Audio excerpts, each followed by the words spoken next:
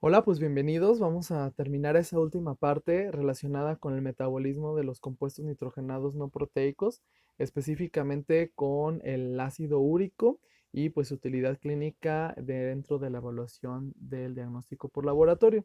Vamos a retomar primero que nada de dónde se origina el ácido úrico. Para empezar, es importante recordar que el ácido úrico proviene del catabolismo de las bases nitrogenadas, específicamente como producto de degradación de las purinas. ¿Cuáles son las purinas? Aquí las tenemos del lado izquierdo, que son las bases nitrogenadas, específicamente la guanina y la adenina.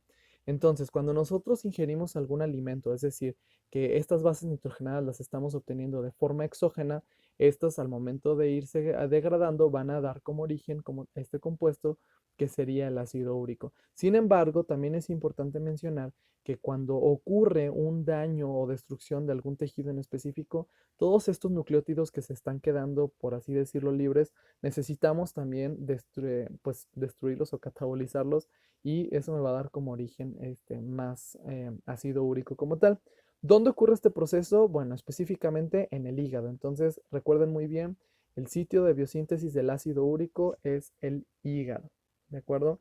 En este esquema que tenemos aquí, ejemplifica muy bien todo el proceso del catabolismo de los nucleótidos, los cuales, bueno, van a ser liberados específicamente por las enzimas nucleasas, que los ácidos nucleicos, que son más complejos, nos van a ayudar a ir liberando poco a poquito todas estas subunidades hasta que finalmente estos nucleótidos les quitamos el grupo fosfato y nos van a quedar nucleósidos.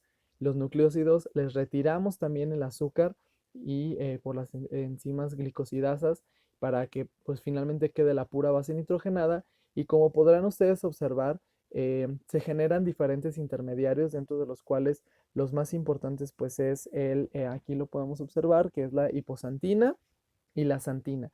La enzima responsable de la generación como tal de ácido úrico es en este último paso, que es la santina oxidasa. Esta enzima es muy importante que la recordemos, dado que pudiera servir también como una diana farmacológica y que por lo tanto pues esa va a ser la responsable directamente del incremento como tal de las concentraciones de ácido úrico en el plasma y por lo tanto las complicaciones que más adelante vamos a mencionar. Entonces, algo interesante con respecto a unas propiedades fisicoquímicas del ácido úrico es que prácticamente todo el ácido úrico se presenta como urato monosódico, es decir, en un pH plasmático va a estar en su forma ionizada, en forma de urato monosódico, y esto hace que sea relativamente insoluble.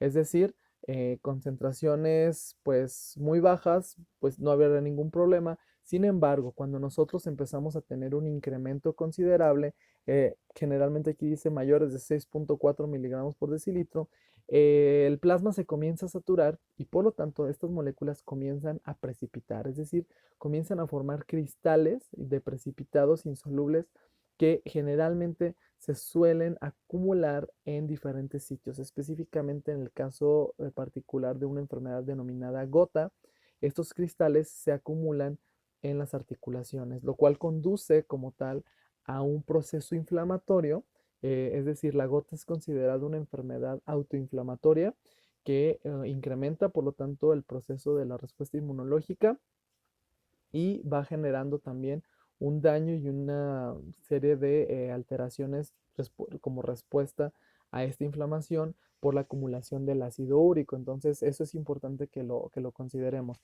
En el caso de estos pacientes, por ejemplo, si nosotros sabemos que la enzima santina oxidasa es la responsable de la generación de ácido úrico, podemos utilizar agentes que nos ayuden a bloquear específicamente este mecanismo y por lo tanto disminuir las concentraciones plasmáticas en estos pacientes.